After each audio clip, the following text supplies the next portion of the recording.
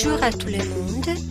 Aujourd'hui, on va voir les mots importants du mini-conte 1.4. Hello everyone. Today we are looking at the important expressions of the mini-conte 1.4. Il y a beaucoup de monde sur le train. Je suis très contente. Beaucoup de and très. These are two forms to mean a lot, many, very. Let's look at examples for understanding when to use which form. Il y a beaucoup de boîtes dans la cuisine. Aujourd'hui j'ai beaucoup de livres. Je lis beaucoup. J'aime beaucoup dormir. Je suis très fort. Je ne suis pas très forte.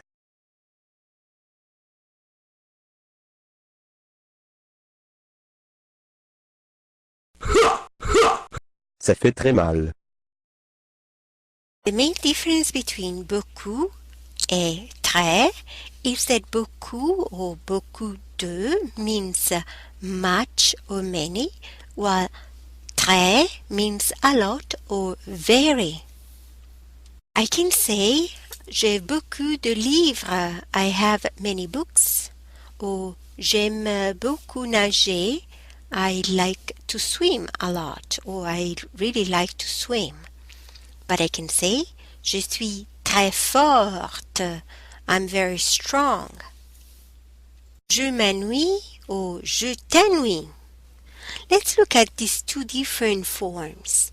If I get bored or if I get somebody else being bored. One reflexive and one is not. Let's look at some examples to understand better the meaning. Le film est amusant. Elle rit parce que le film est amusant. Je ne ris pas. Ce film m'ennuie. Julie, est-ce que ce film t'ennuie? Non Bernard, le film ne m'ennuie pas. Tu m'ennuies. Est-ce que je t'ennuie?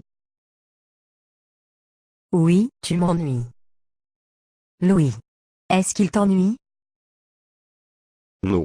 Il ne m'ennuie pas. Le film m'ennuie. Être amusant or être amusante for feminine. This is an expression that we use for defining someone who's funny or amusing.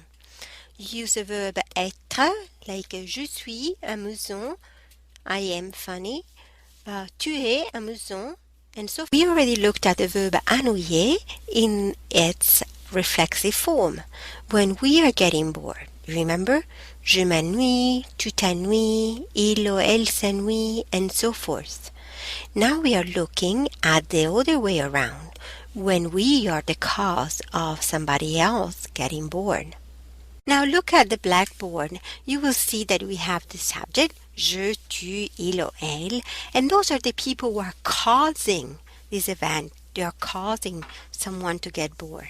Now the person who's being actually affected is the one with the T apostrophe, M apostrophe, and so these are the words are the direct object pronouns, which means that are the people or person receiving the action. The T apostrophe stands for te, te, which means you. M apostrophe stands for me, which means me, me, and so forth. Est-ce que tu viens chez moi? Est-ce que tu vas chez lui? Do you come with me?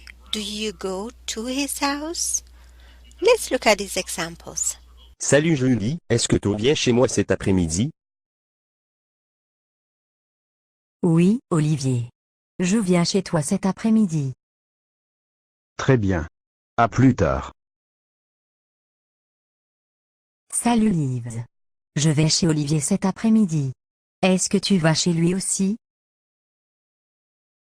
Salut Julie. Oui, je vais chez lui aussi. À plus tard. Salut, bienvenue chez moi. Let's review together the verb aller, to go. Je vais, tu vas, il ou elle va. Je vais, I go. Tu vas, you go. Il ou elle va. He, she or it goes. Now let's review the verb venir, to come or to arrive. Je viens, tu viens, il ou elle vient. Je viens, I come, tu viens, you come, il ou elle vient, he, she or it. We have already looked at this concept, but let's look at it again, since it's very common in French. When we talk about somebody's house, we use chez.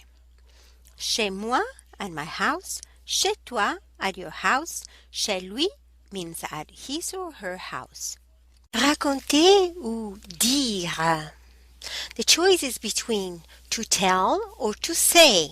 Indeed, these two verbs mean, respectively, raconter, to tell, dire, to say. Let's look at some examples of these two verbs used in conversations. Grand-mère, est-ce que tu me racontes un conte? Oui, je te raconte un conte amusant. Est-ce que tu me racontes une blague? Non, je ne te raconte pas une blague, mais je te raconte un conte. Grand-mère, est-ce que tu racontes le conte à Paul aussi? Non, je ne te raconte pas une blague, mais je te raconte un conte. Grand-mère, est-ce que tu dis à Paul de ne pas danser, s'il te plaît? Paul, calme-toi, s'il te plaît. Je vous raconte le conte. Oui, grand-mère. Est-ce que tu nous racontes le conte maintenant, s'il te plaît? Let's look together at the verb dire, which means to say. Je dis, tu dis, il ou elle dit. Je dis, I say. Tu dis, you say. Il, elle dit. He, she or it says.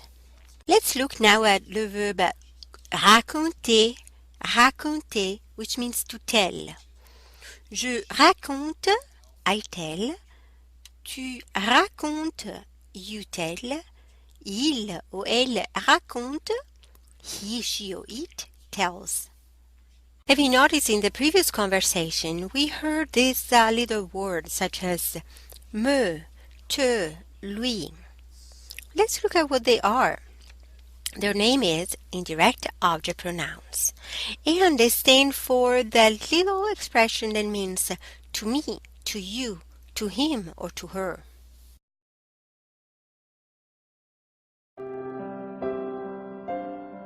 J'écoute de la musique. La dame écoute son époux. J'écoute ma musique préférée, les Zeppelin. Let's review together the forms of the verb écouter, to listen or to hear. J'écoute, I listen or I hear. Tu écoutes, you listen or hear. Il ou elle écoute. He, she, it, listen or hear. This is all for today. I hope that you enjoyed this video and that you learned from it. Please let me know if you have any questions. Arrivederci.